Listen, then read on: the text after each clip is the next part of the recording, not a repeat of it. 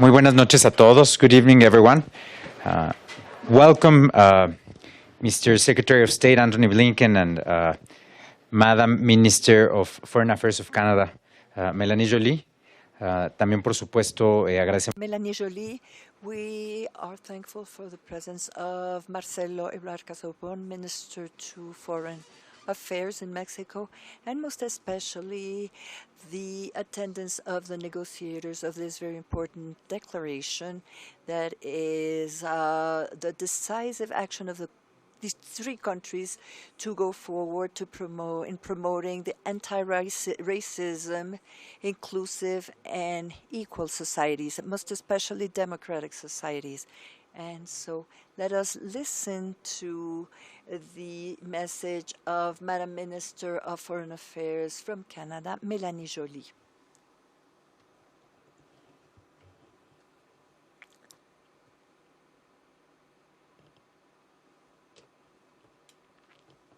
Thank you for this kind presentation. Thank you so much for being with us today, and thank you for addressing these important topics on inclusivity, inclusion, and opportunity to succeed, no matter the race, religion, gender, identity, or orientation. As leaders from Canada, the US, and Mexico, we have a responsibility to combat discrimination and hate in all its forms. Today, we're committing to doing just that. By signing the Declaration for Racial Equity and Inclusion, we are pledging to uproot deep and long-standing inequalities. We know we can't change the past, but we can work towards a more just and inclusive future. This declaration is a historic step in our work to eradicate deep-seated injustice. Diversity is a fact, but inclusion is a choice. How we choose to incorporate the diversity of our communities can mean the difference between a stagnant and thriving country and continent. While we have certainly made progress, systemic racism and bigotry is still a daily reality for many. It's dehumanizing, humiliating, and above all else, unacceptable, and it has no place in society. That is why Canada has been taking action. As we are engaged on the path of reconciliation, we have continued to tackle systemic inequities and discrimination against Indigenous peoples of Canada. We sat also down and listened to marginalized communities, incorporating their recommendations in the new Canadian anti-racism strategy. The work to rid our societies of intolerance will not be easy, but it will be necessary. Canada is by no means immune to intolerance. Anti-Indigenous, anti-Black, anti-Asian, and anti-Semitic hate have sharply risen. And Muslim communities in Canada have experienced several horrific, deadly Islamophobic attacks in recent years. That is why we must take further action. In our upcoming action on combating hate, we will address this head-on. Avec nos amis américains et mexicains, with both our friends in Mexico and the United States, Canada is committed to work together and to accept all people as they are, without any violence, without any bias, and together. Together, we will use our leadership and use our platforms to change our attitudes and behaviors. Thank you.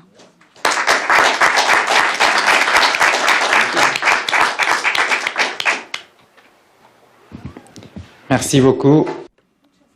Thank you so much, Madam Joly. And now, Secretary Blinken. Es un enorme honor para mí estar con ustedes y con todos. I'm really honored to be seated here with my friends, Marcelo and Mélanie, to sign what is an important declaration. And you heard Mélanie address it so eloquently. It goes to a common ideal that is at the core of our democracies.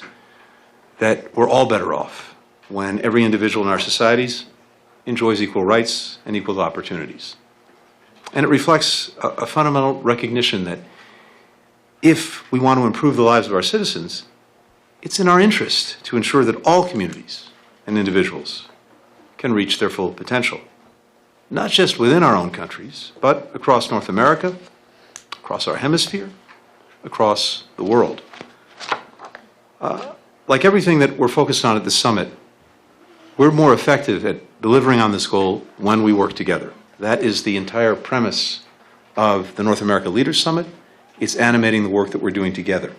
And the declaration that we're signing today sets out 3 ways that we're going to do that. So let me just briefly touch on them.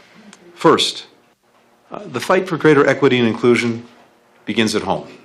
It begins in Canada, it begins in Mexico, it begins in the United States.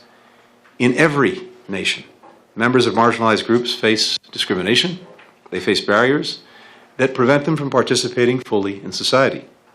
It's a daily reality for people from indigenous communities and communities of African descent, women and girls, LGBTQI+ people, people with disabilities, religious minorities, and others, including in the United States. With this declaration, each of our nations acknowledges the responsibility to work with fierce urgency to knock down these enduring barriers and to try to stamp out the prejudice at their root.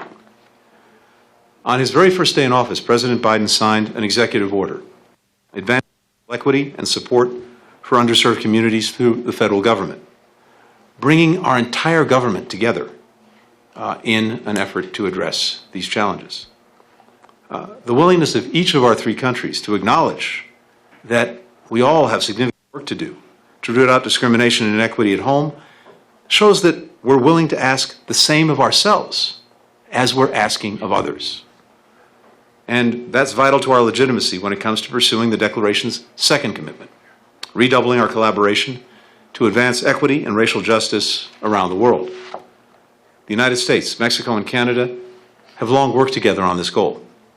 It's at the heart of the commitment that our democracies made to uphold the Inter-American Democratic Charter and the Universal Declaration of Human Rights. At the State Department, we're committed to integrating this work across the entirety of our foreign policy. Last June, I had the opportunity to establish our first special representative for racial equity and justice, who is charged with advancing the human rights of people from historically marginalized racial and ethnic communities around the world. And I'm very grateful to have our special representative, Cormier Smith, here with us today. Thank you for the work that you're doing every day. By making this a priority across our bilateral relationships, our multilateral relationships, we know it's the right thing to do, but it's also the smart thing to do. It's in our interest because more equal countries tend to be more stable, they tend to be more secure, they tend to be more prosperous partners. That's good for the United States. Third, we're better at advancing equity and inclusion when we draw on the knowledge, on the expertise, on the experience of leaders outside of government. In that spirit, we're establishing a trilateral racial equity and inclusion expert network to share knowledge, to share best practices for advancing equity and racial justice. That's just one way that we'll integrate our citizens into this effort. In April, the United States will host the first ever City Summit of the Americas in Denver. Diversity, equity, inclusion, and accessibility will be a key part of the discussions that we hold there, ranging from strengthening public health and good governance to fostering innovation and clean energy transitions. And these discussions will incorporate not only local officials, but also leaders from civil society, from the private sector, from youth groups, from academia. We have a lot to learn from these groups. Just take a look at our history. So much of the progress we've made as societies has actually been driven by our citizens. They put a spotlight on discrimination, on inequities. They've led efforts that have inspired people not only in our own countries, but across borders. This is, simply put, one of our greatest strengths as democracies, that we trust our people, we trust our citizens to help fix some of our most intractable challenges, to be part of the ongoing process of, as we like to say in the United States, trying to form a more perfect union. That is at the heart of our national experience, of our national enterprise. This idea that it's in the work that we do every single day to make our societies a little bit better, a little bit stronger, a little bit more inclusive. That's how we make progress. In this, as in so much of what we do, we're fortunate to have neighbors who share our highest ideals and a steadfast commitment to keep working to make them a reality. It's a pleasure to be with you. Thank you. Thank you very much, Mr. Secretary. Muchas gracias, señor.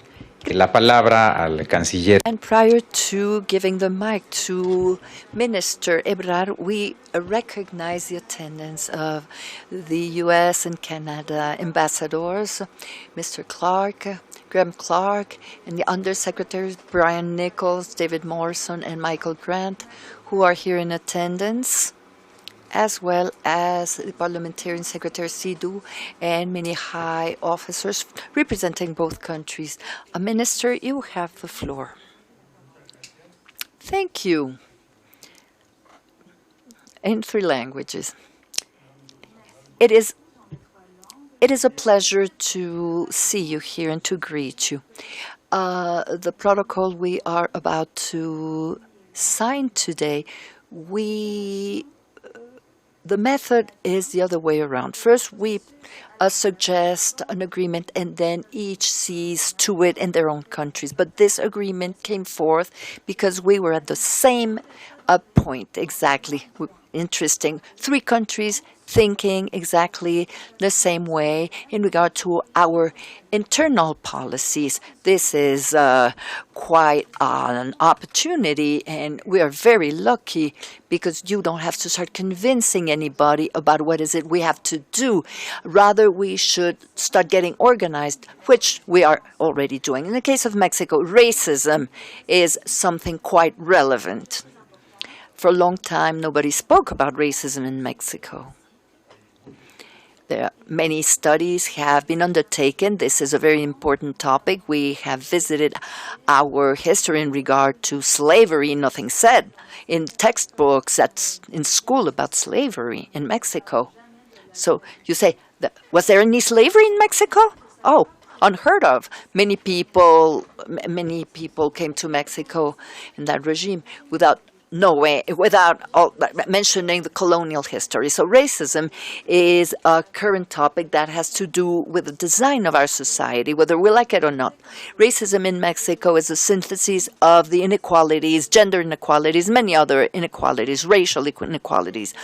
And we've made great efforts so far to dismantle the culture of racism. It's culture. This is no easy topic to deal with, but this is a fight we must lead to dismantle racism in Mexico. We have 63 live languages, 63 indigenous communities in our countries. President López Obrador requested us to make great efforts to revisit the historical sites in Mexico.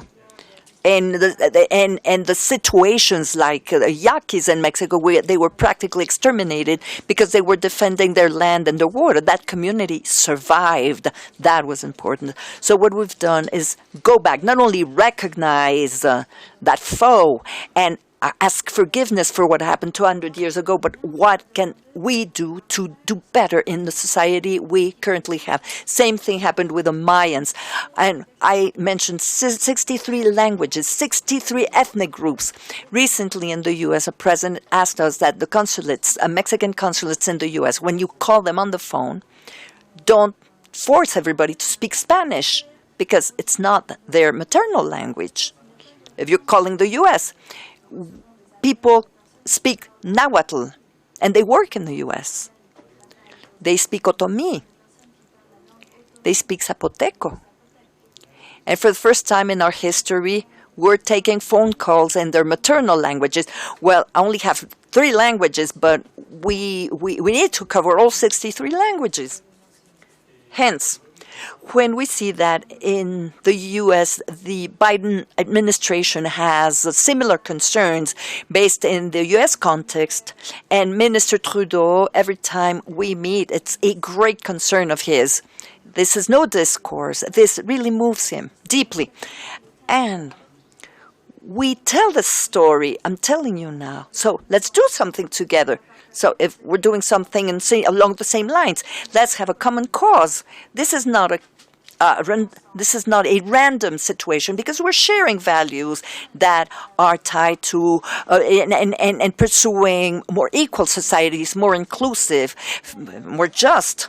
So, of course, I congratulate my colleagues and everybody that helped us realize that we are leading a common battle together, but we have the same cause, we have the same motive to go on and to go forward. And prior to signing this document, we need to recognize the presence of the Mexican ambassadors in Washington, Moctezuma, and our design ambassador in Canada, Carlos Joaquin, and Claudia Morales, incumbent at the National Commission to Prevent and Eradicate Discrimination. And now let us sign this very important partnership of North America for equality and racial justice.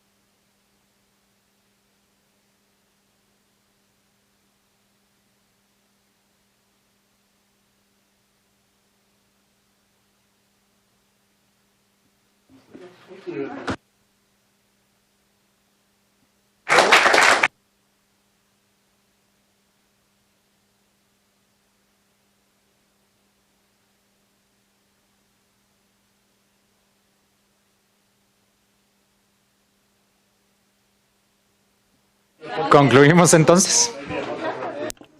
So the meeting stands adjourned.